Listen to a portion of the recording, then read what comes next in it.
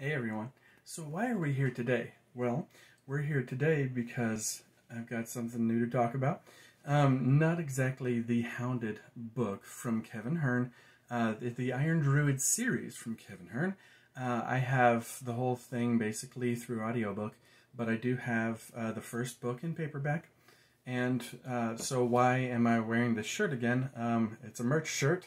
It's got the I supported the arts and you should too basically set on it. Has a full eye on the top. You might have seen the pictures around, but that's part of the picture that I've got here.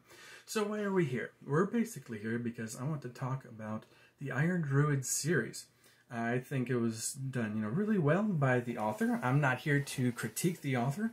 I think he does great stuff, but I am here because I'd like to discuss a few things and suggest a few things because I have it on decent authority that the work is being set to video, shows or movie. I'm not sure, but I have it from a certain source. And that source has not posted or anything like that, saying that the material is actually being done that way. It might be in negotiation, whatever else. So I'm not going to come out with that unless the source does. But what I'd like to discuss is the ending, how it might be able to be fixed a little bit. The work, the show. I'm not. This isn't ideas that if it comes out in the show or in different versions of the book or whatever, it's not my idea. I don't want to claim it or anything like that. The idea is just to get it out there and to suggest a few things and how I might suggest differences if the show does eventually come to work. I mean, if things do work out with the author, Mr. Hearn, well, if things work out, I might be able to go to a small animation company with his work. But that's that's neither here nor there. It's if anything is going to be happening, the work is already possibly getting done. So anyway, so yeah, we're here to critique the Iron Druid series, how it should have ended, how it could work along the way. There are spoilers here, so be careful if you have not read the end of the series. If you intend to read the end of the series, then of course skip it. Maybe come back to it later. So here's the deal. Let's see. A lot of it is probably for character development and to move the story along, and life lessons to the character. How he should have done things a little differently, but that was up to the author. That might have also been to stir up a few things about the different characters and stuff like that. So later on, see, this video is about how it should have ended, how it should have worked along the way, and later on I'll be doing one about the love interest character Granuel. And believe me, I've got some notes on that woman. Alright, so first of all, why doesn't the Iron Druid update his aura to, since it is iron, he should be able to magnetize it to reflect, to not just reflect bullets, but maybe redirect it if they're coming in, avoid him, something like that, unless it's like a direct hit where the aura might be able to pull it out of the way. Then possibly if he does get hit, use the aura to push away the different metals as well, if they are if they can be magnetized, to reverse the metal or just push it away. Or he could find other ways to pull it, pull things toward him, like if someone's got a weapon and he wants to be do a Jedi thing where he just pulls that weapon to his hand. I think it would be kind of neat. Or if someone's throwing a knife at him, and if you wanted to magnetize it to both of his hands, so you can go. So anyway, there's some different stuff about throwing weapons and magically having them come back to him. Granuel does it later on in the series, where she does leather and she puts she binds the leather to leather. I think it would be neat if you have a leather glove and you take leather straps from that glove and you put it around the handle of daggers or axes, and have them come to your hand. So like the magic and different, role-playing games. So, so anyway, here are some slight critiques. And again, I'm not the author, but I think that they could have been, worked in certain ways, and it would have been all right. So, about in the middle of this series, there was a novella. It was something in Two Crows. I forgot exactly what it was called, but it was about a meal between Atticus, or Sheahan, and the Norse gods, Odin and Frigg. And they discuss a lot of different things. Odin is very rude to him, but I think he defends himself, pretty well. So they discuss a lot of things, and in him fighting in Ragnarok, a lot of the animosity, a lot of the grudges should be dying down.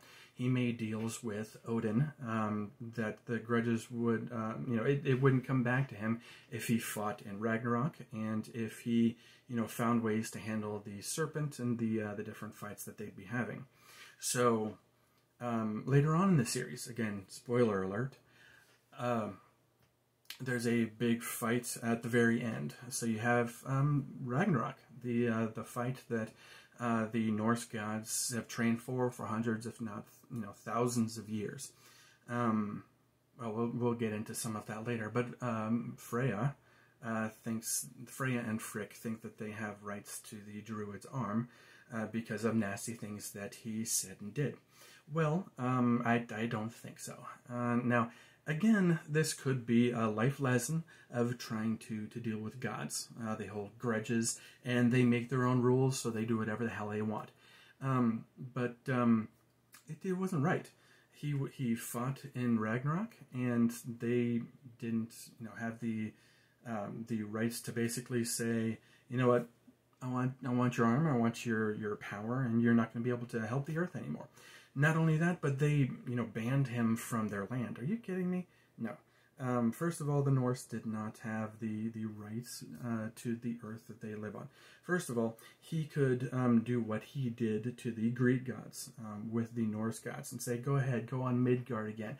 All of the elementals are my best buddies. So anytime you come on Midgard and you want to hunt, I can just tell the elementals when they feel you to grab you and not let you hunt. They can make all the animals run away from you.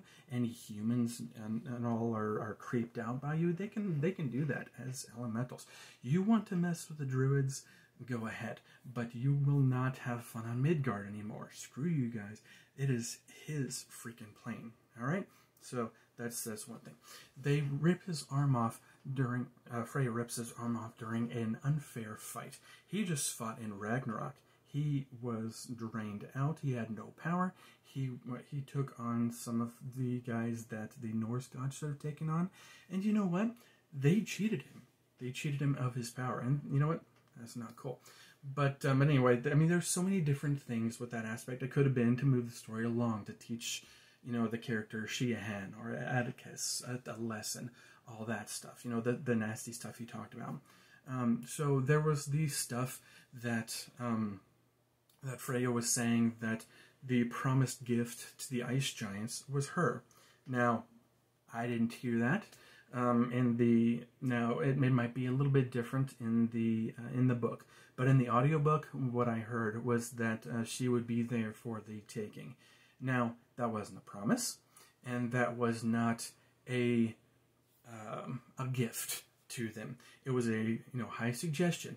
They would get to get back at the Aesir for having kicked their asses for so long, and it was warranted. Thor is a big old jerk, and he deserved the nastiness that he got from from everyone that basically wanted him dead.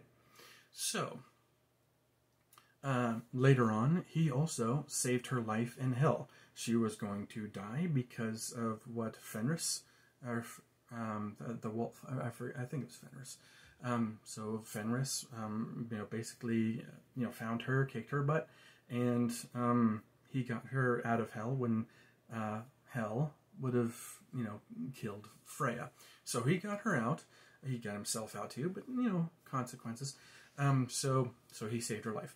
And now again, it's all about, a rights thing, that I don't think that she had the rights to his arm and damn near his life by just ripping his arm off.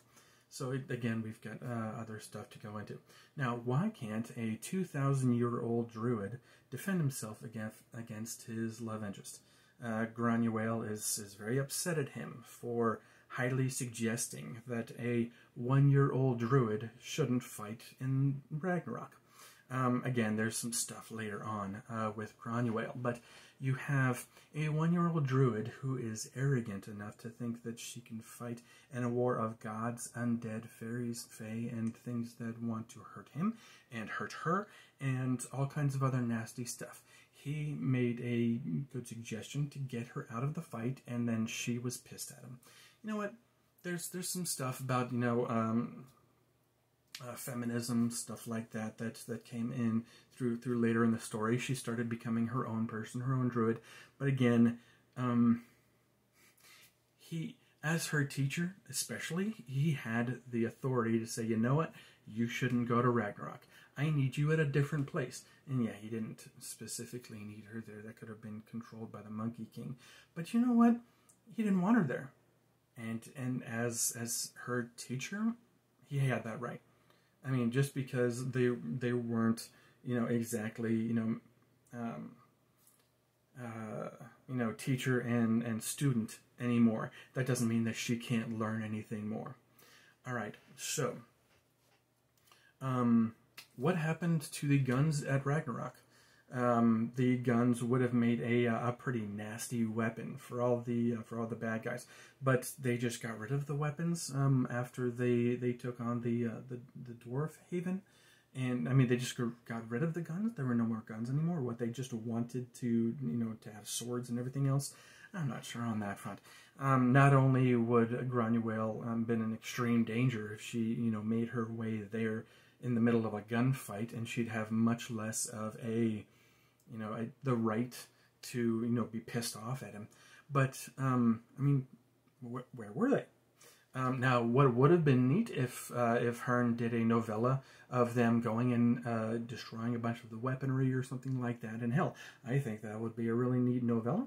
I'm not going to, I've got my own stuff to write. If Mr. Hearn, wouldn't mind me writing that sort of, a short story sort of, thing, then I'd be all for it. But anyway, so that is the, a lot of the stuff.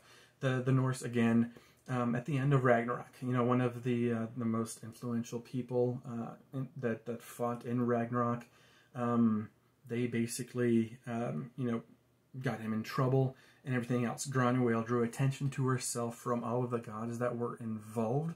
And so a 1-year-old druid got the Norse pantheon, the Greek pantheon, and, a bunch of fae, and the Irish pantheon. She drew attention to herself more than any other druid has ever. And she's like, well, yeah, I won. I won all these cookies. You know what? Everything's fine with that. No, it's not.